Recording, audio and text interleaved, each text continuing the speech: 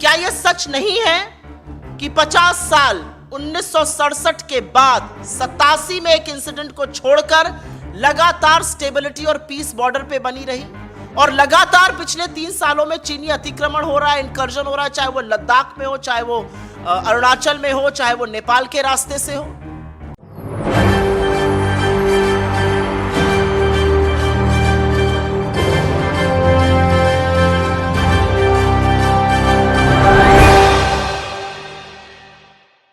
आखिर क्यों विदेश मंत्री सुब्रमण्यम जयशंकर पर सवाल खड़े किए जा रहे हैं? आखिर क्यों अब चर्चाओं का विषय विदेश मंत्री बन चुके हैं?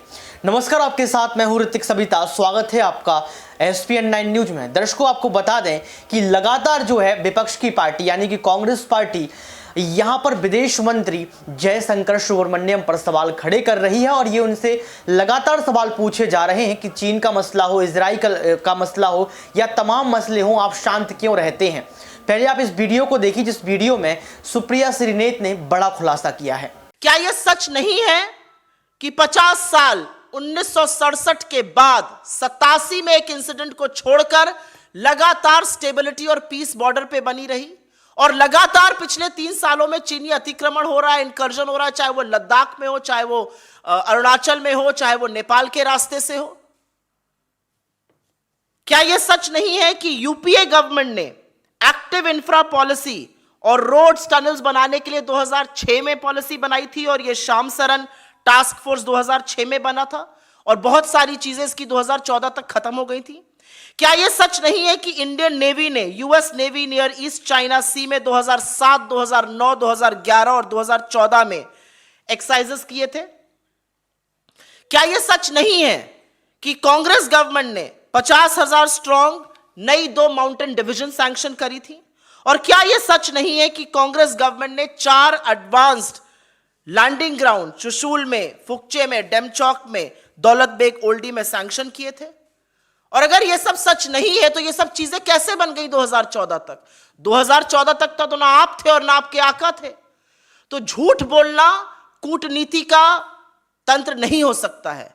आपने भारत की फॉरेन पॉलिसी को एक कारोबारी को कारोबार दिलाने के लिए, जिसको आप अपने साथ अपने हवाई जहाज पर लेके घूमते हैं, अलग अलग देशों में जाते हैं, चिरौरी करते हैं, भैया इनको कारोबार दे दो।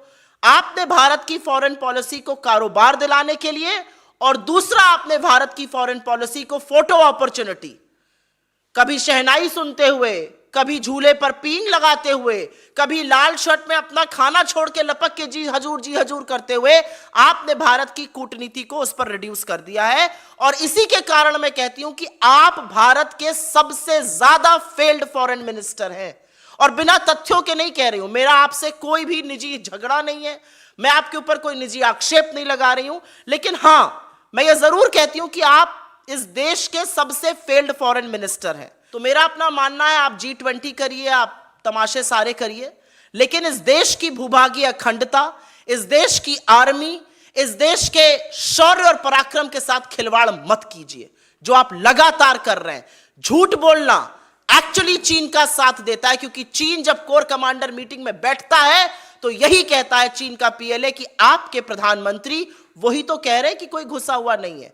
और S जयशंकर जी, इस देश के सबसे फेल्ड फॉरेन मिनिस्टर, लगातार उस बात की पुष्टि कर रहे हैं। मुझे यह समझ में नहीं आता है कि अगर इंटरनेशनल कॉन्स्पिरेसी सारा विश्व कर रहा है देश के खिलाफ, तो विदेश मंत्री क्या कर रहे हैं? क्या यह विदेश मंत्री का फेलियर नहीं है कि सारी इंटरनेशनल कॉन्स्पिरेसी देश के खिलाफ हो रही है? चलिए, आपने एक व्यक्ति के लिए कह दिया इंटरनेशनल कॉन्स्पिरेसी कर रहे हैं। लैरी समर्स, जो ट्रेजरी सेक्रेटरी थे और हार्वर्ड यूनिवर्सिटी के प्रोफेसर हैं, लॉरेंस समर्स, उन्होंने कल बोला है अडानी पर और बोला है कि शायद यह धब्बा हिंदुस्तान कभी मिटा नहीं पाएगा। क्या वो भी कॉन्स्पिरेसी कर रहे हैं? क्या स्टैंडर्ड चार्टर्ड, सिटी ग्रुप और क्रेडिट स्विस भी कॉन्स्पिरेसी कर रहा है? क्या डाउ जोन्स और S&P भी कॉन्स्पिरेसी कर रहा है? क्या यूके का फेयर प्रैक्टिस रेगुलेटर भी कॉन्स्पिरेसी कर रहा है? क्या नॉर्वे का पेंशन फंड भी कॉन्स्पिरेसी कर रहा है? क्या टोटल ने, जिसने अपना इन्वेस्टमेंट रोक दिया, वो भी कॉन्स्पिरेसी कर रहा है? ये जो कॉन्स्पिरेसी थ्योरीज है, ये उन्हीं लोगों के पास से आएगी जिनके पास कोई जवाब नहीं है। और कल जयशंकर जी ने बात करी कि लोग इन्वेस्ट करते हैं रिसोर्सेस को नैरेटिव शेप करने के लिए, और पूरे सर्वसम्मान से मैं इसको राजनीतिक रखना चाहती हूं, व्यक्तिगत आक्षेप नहीं लगाना चाहती हूं, लेकिन आपके पुत्र एस्पन इंस्टीट्यूट में थे, जहां पर जिनका आपने नाम लिया जॉर्ज सोरोस जी की कंपनी ने खूब फंडिंग करी है। आपके पुत्र लोई इंस्टीट्यूट में थे, आपके पुत्र ब्रुकिंग्स में थे, आपके पुत्र तमामों ऐसे इंस्टीट्यूट में, जर्मन मार्शल फंड में थे। इन सब की फंडिंग फिलैंथ्रोपिक फाउंडेशंस करती हैं।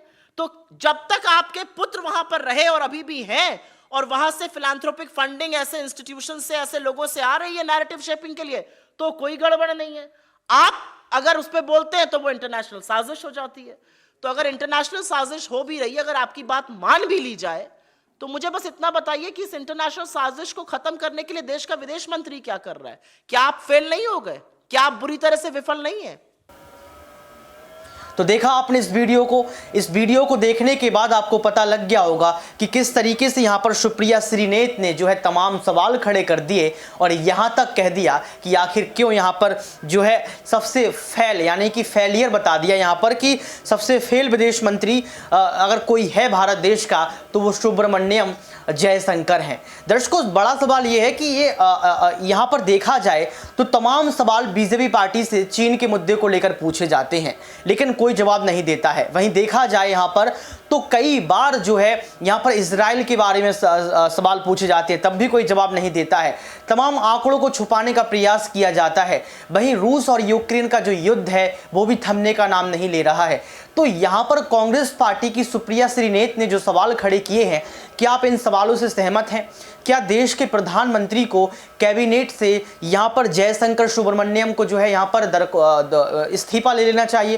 क्योंकि अगर देखा जाए तो विपक्ष यही इशारा कर रहा है कि इस तरीके के विदेश मंत्री की कोई ज़रूरत है ही नहीं। लेकिन अहम सवाल ये भी है कि आखिर तमाम नेताओं पर सवाल क्यों खड़े किए जाते हैं? क्यों? अगर देखा जाए तो यहाँ पर जो कांग्रेस पार्टी है, मुख्य विपक्ष पार्टी है, वो यहाँ पर सुब्रमण्यम जयशंकर पर सवाल खड़े कर रही है, मोदी अडानी पर सवाल खड़े कर रही है, अमित शाह पर सवाल खड़े कर रही है। कोई तो एक ऐसा नेता होगा इनकी नज़रों में जिसकी ये तारीफ कर सकते हैं, लेकिन तारीफ यहाँ पर होती हुई नज़र नहीं आ रही है। तो कांग्रेस पार्टी सही काम कर रही है, विपक्ष होने की पूरी सही भूमिका निभा रही है, या फिर सिर्फ और सिर्फ छवि को गंदा किया जाने का पूरा प्रयास किया जा रहा है? क्यों? क्योंकि 2024 का लोकसभा चुनाव नज़दीक है और इस चुनाव के पहले कांग्रेस पार्टी पूरा प्रयास कर रही है कि कैसे भी करके देश के प्रधानमंत्री सहित उनकी मंत्रिमंडल की छवि खराब कर दी जाए। लेकिन देखना यह होगा कि 2024 के पहले यहां पर क्या तगड़ा झटका बीजेपी पार्टी को लग सकता है, क्योंकि यहां पर कांग्रेस पार्टी कोई भी मुद्दा छोड़ने का नाम नहीं ले रही है। मोदी अडानी का मुद्दा आप देख लीजिए, बीबीसी का मुद्दा आप देख लीजिए, इसके साथ देखा जाए इजराइल का मुद्दा आप देख लीजिए, रूस यूक्रेन का मुद्दा, तमाम इस पर चर्चाएं की जा रही हैं। इसके साथ देखा जाए तो चीन और भारत का मुद्दा, इस पर तमाम चर्चाएं की जा रही हैं। लगातार प्रेस कॉन्फ्रेंस किया जा रहा है, यानी कि यहां पर पूरी पोल खोलते हुए नजर आ रहे हैं कांग्रेस के बड़े नेता। लेकिन सुप्रिया श्रीनेत ने एक जो बड़ी बात कही है, सुप्रिया श्रीनेत ने जो कहीं ना कहीं आपको सच से रूबरू करवाया है, आप इससे सहमत हैं?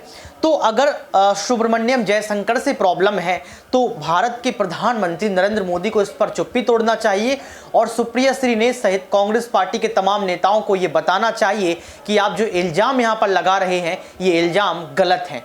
ये तमाम चीज़ें निकल कर आनी चाहिए। लेकिन देखा जाए यहाँ पर कहीं ना कहीं तमाम नेता चुप्पी साधे रहते हैं, मोदी अडानी भाई भाई के नारे लगते रहते हैं, चुप्पी सधी रहती है। और अगर देखा जाए तो राहुल गांधी और तमाम जो नेता हैं कांग्रेस पार्टी के संसद पहुंचते हैं, सदन में पहुंचते हैं, यहां पर अपनी आवाज़ को खड़ा करते हैं, तो आवाज़ उठाने के बाद उनकी माइक को ऑफ कर दिया जाता है। लेकिन कांग्रेस पार्टी ने यह थाम लिया है कि अगर आप संसद में हमारे माइक को ऑफ करेंगे तो हम सड़क तक पहुंच जाएंगे, हम अपनी प्रेस कॉन्फ्रेंस करेंगे, हम खुद के मीडिया चैनल पर जो है इंटरव्यूज करेंगे। तो यहाँ पर अगर देखा जाए तो तमाम सवाल जिस तरीके से सुब्रमण्यम जयशंकर पर खड़े किए गए हैं, ये कहीं ना कहीं मोदी सरकार पर बड़ा प्रश्न चिन्ह है। आज के इस खास प्रोग्राम में बस इतना ही। देखते रहिए SPN9 न्यूज।